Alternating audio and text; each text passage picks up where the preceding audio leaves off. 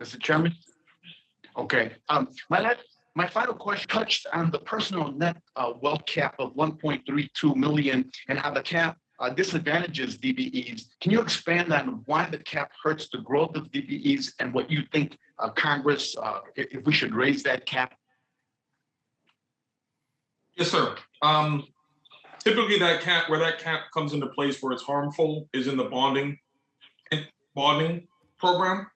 And if you're living in an area, the majority of the area of the country, like the Northeast or the Chicago or the West Coast, your home is typically included in that equity. The value of your home, what is in the 8A program, it's not, but in the DOT programs, a lot of them they are, in any retirement programs.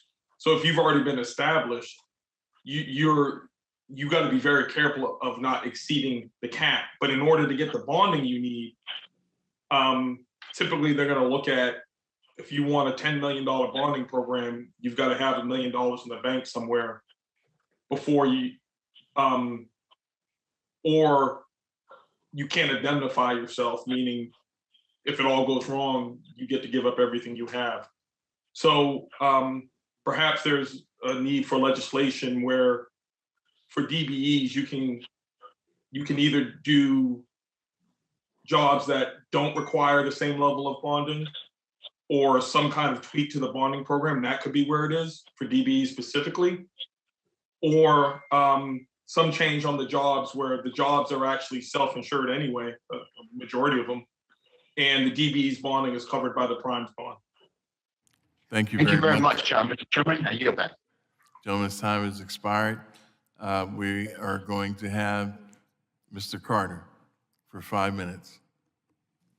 Mr. Chairman, thank you very much. I greatly appreciate the opportunity to address this significant issue.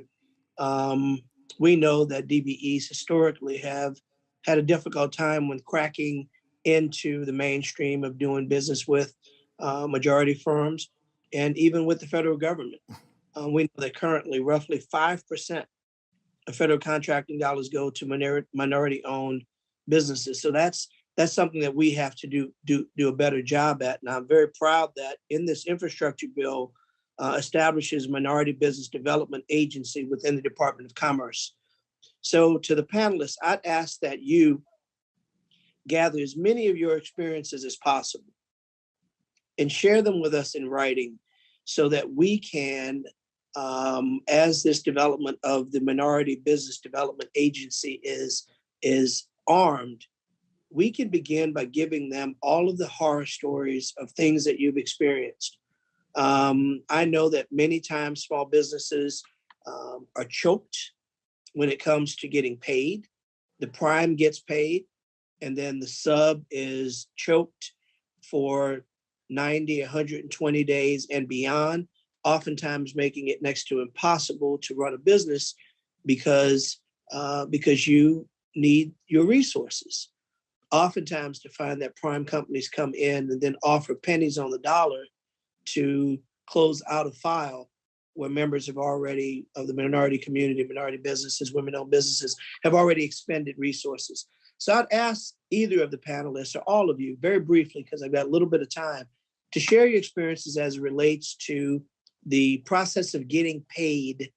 Once a prime has been paid, oftentimes subs are left on the sideline waiting to be paid, oftentimes getting far less. Can anyone speak to that? We have definitely, thank you, Congressman. We have definitely experienced that in terms of getting late payments. And as we speak right now, we have a very large national firm whose average AR days, that's the average number of days it takes them to pay us, is over 120 days. That goes to my second point in my testimony about the relationship and the difficulty of having a fair relationship with the bank, because we have to borrow. We have to borrow. And I have had to write off or take less money on occasions to take care of this, but it's a lot of stress. There's no cash flow. And I absolutely. And think that I don't want to cut you off. I got a little bit of time, but I agree. I appreciate that. I'd like to hear from a few other panelists as well. I'd like to address that as well. What we found is also sometimes the culprit is the agency itself. So what we try to do is work with the agency to see if they can speed up the payment process internally, because that's what the prime is telling us, is that they haven't been paid. So even though there is a prompt payment requirement in the contract, so we talk to the agency also and make them aware of how much pain this causes us, and that sometimes sensitizes the agency to try to improve or monitor the invoicing cycle by the prime. But the issue that I'm bringing forward is ones that I've heard a million times before. And while I acknowledge that the agency oftentimes could be the culprit, many times the culprit is a prime is paid and then withholds payment from the sub when you can least afford that. Mr. Clark, can you chime in for a brief second on that? And then I'm going to ask you to do it in 10 seconds because I've only got a little over a minute left. Yes, certainly. I think that there should be some legislation, regulations put in the DBE program where the minority business contractors, subcontractors, the small business normally, is paid within 30 days. Or paid at the same time with the prime, right? So when the prime is paid, they can pay you commensurate. But sometimes the prime is not paid because of their issues. And we, as a small business, are sitting around waiting. We're in that situation right now. Okay, we had nothing to do with them not being paid. However, they're saying that, we signed the same contract, paid when paid. That's what we're supposed to do. Well, I think go ahead. Mr. Clark, I'm sorry, I got 24 seconds. And it looks like Kenneth wants to jump in there real fast. Can you do it in about 5 seconds? I think the best way is to have 14-day pay terms, just like the Small Business Act is used with the 8A program. And you in prime should be required to pay, even if they haven't been paid within those 14 days, and they can carry the cost of that in their contract to the owner. Right. In closing, what I'd ask everyone to do is, as I started, cobble together as many of those experiences and give them to the committee in writing. Share with us your experiences. I mean, we all limited time to talk today, but as this development of the Minority Business Agency comes about, we want to be able to think about those problems that we had and address them in as thoughtful a way as possible.